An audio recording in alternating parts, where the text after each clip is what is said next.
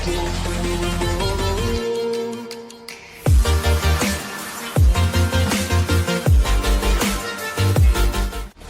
बच्चों, हिंदी की online classes में आपका स्वागत है। मैं doctor S R Kumawat, associate professor, Hindi विभाग, राजकीय महाविद्यालय कालेडेरा। बीए भाग तृतीय के अंतर्गत हम जो आधुनिक काव्य में हम राष्ट्रकवि मैथिली शरण गुप्त को पढ़ रहे थे। इसी कड़ी में जो है हमें जो साकेत जो उनका महाकाव्य है और उनके पिछले वीडियो मैंने आपको बनाए हैं और साकेत में से जो उर्मिला का विरह वर्णन है वो मैंने आपको समझाया है। उसी का एक भाग आज मैं प्रस्तुत कर रहा हूँ, एक पद है जिसकी व्याख्या प्रस्तुत कर रहा हूँ। देखिए, मैथिली शरण गुप्त जो है वो इतिहास में जो उपेक्षित नारी पात्र हैं उनको पूरा का पूरा यश और उनकी जो मान सम्मान जो है दिलाने की कोशिश करते हैं।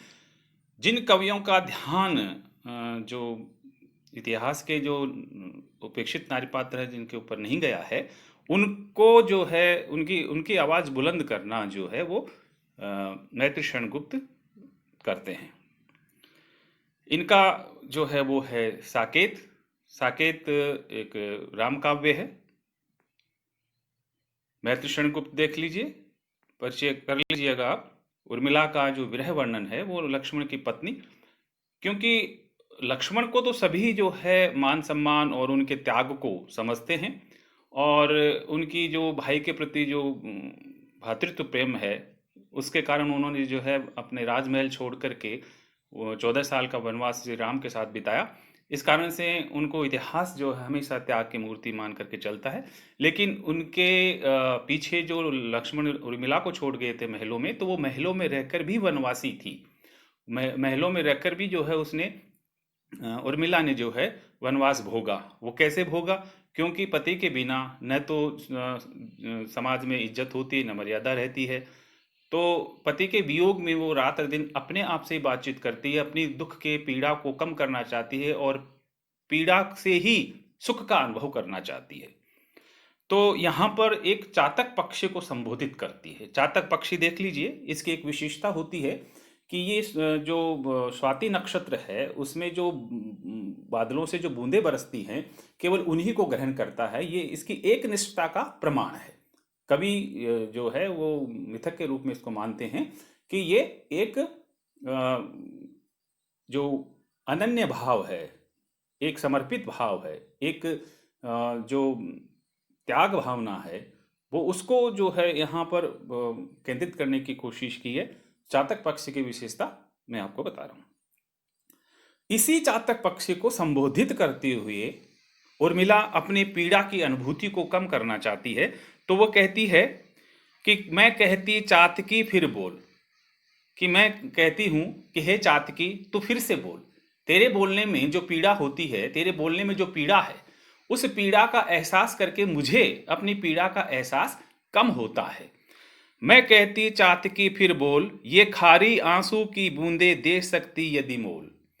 यानी तेरी जो आर्द्र वाणी है, करुणापूर्ण जो वाणी है, उसकी पीड़ा का जो मूल्य है वो मेरी जो आंसू से बहने वाली खारे पानी की जो बूंदें हैं, आंसुओं की जो बूंदें हैं, वो भी नहीं चुका सकती। कर सकते हैं क्या एक मोती भी उन बोलों की तोल। यानी तू जो बोल रही है, अपनी पीड़ा का आर्तनाद सुनाई पड़ रहा है तेरी वाणी में, तो इसका तो मूल्य जो है वो मोतियों की माला भी नहीं कर सकती, रत्नों से भी उसको नहीं तोला जा सकता। फिर भी इस झाड़ी के झुरमुट में रस घोल। फिर भी मैं तेरे से निवेदन करती हूँ कि इस झाड़ी जो लक्ष्मण के बिना जीवन बिल्कुल नीरस हो गया है, उर्मिला का जीवन बिल्कुल नीरस हो गया है, एक झाड़ी के समान हो गया है, इसके झुरमुट में थोड़ा बहुत जो है रस घोल, ताकि ये भी कुछ जो है अपने आप में हरी भरी हो सके।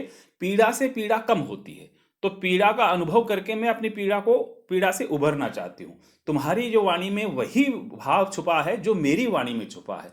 जैसा मैं अनुभव करती हूँ वैसा ही तू अनुभव कर रही है। तू बोलती है तो मुझे लगता है कि मेरे ही जो पीड़ा को जो है वो बयान कर रही हो। श्रुति पुट लेकर पूर्व स्मृतियां खड़ी यहाँ पट खोल। यहाँ तो जो है ये जो श्रुतिपुट है, ये जो कान हैं, वो जो है पूर्व स्मृतियां लेकर के दरवाजा खोल करके खड़ी हैं। जो लक्ष्मण के साथ जो मधुर जो स्मृतियां थी, वो याद आती है तेरे बोलने से। देख आप ही अरुण हुए हैं उनके पांडु पोल।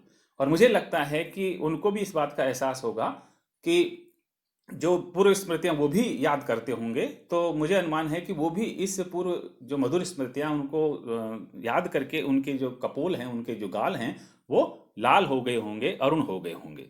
जाग उठे हैं मेरे सो सो सपन स्वयं हिलडोल। तेरे बोलने से मेरे जो सोई हुई सुप्त जो भावनाएं हैं, वो जो सपने हैं, जो कल्पनाएं हैं, वो स्वयं ही उद्वेलित होने लगे हैं, हिलडोल उद्वेलित होने लगे हैं। और सन्न हो रहे सो रहे भूगोल खगोल। और सारा संसार जो है, सारे संसार में सन्नाटा फैला हुआ है, सब सो रहे हैं इस भूगोल में, इस खगोल में कोई भी जो है तेरे और मेरे जैसा नहीं है। सभी आनंदित, सभी नींद जो है आनंद की नींद सो रहे हैं। न कर वेदना सुख से वंचित बढ़ा हृदय किलोल। मेरे हृदय में जो है किल्लोल बढ़ गया, हिंडोल बढ़ गया। हिंडोल है ना, हिलना डुलना, जो भावनाएं उमड़ करके आती हैं वो उमड़ने लग गई हैं।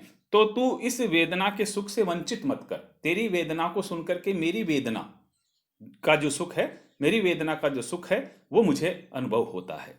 जो तेरे सुर में सो मेरे उर में कर कल्लोल। जो तेरे स्वर में है, जो तू बोलती है, पीड़ा की वाणी जो तू बोलती है, वही मेरे हृदय में निवास करती है पीड़ा। और मेरे हृदय में भी वही भाव है जो तेरे बोल में है।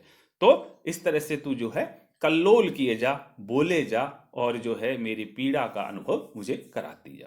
तो इस तरह से जो उर्मिला है, वो अपनी पीड़ा को चातकी की पीड़ा में अनुभव करती है और चातकी को संबोधित करती है। ये एक स्वगत कथन होते हैं, जिसके कारण से व्यक्ति जब अकेला होता है, इससे पूरा आपको मैंने पढ़ाया, आ मेरी नींदिया गूंगी।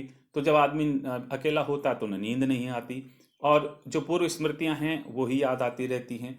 और जब चातक पक्षी बोलते बोलते हैं, कोयल बोलती है, और अन्य जो मयूर बोलते हैं, तो ऐसी इस दशा में जो है प्रीतम की याद और आती है। तो जो चातकी जो है वो है स्वाति नक्षत्र की बूंदों के लिए जो है वो बोल रही है, उनको पुकार रही है, अपने बादल को पुकार रही है, ताकि वो बरसे और उनकी प्यास मिटे। तो उसको पुकारने की जो वाणी है वो आर्द्र वाणी है, वो करुण की वाणी है, वो पीड़ा की वाणी है। और यही पीड़ा की वाणी लक्ष्मण की पत्नी उर्मिला में है। तो आपने देखा, इसी तरह से आप जुड़े रहिए। नेक्स्ट वीडियो के लिए आप इंतजार कीजिए। तब तक के लिए नमस्ते।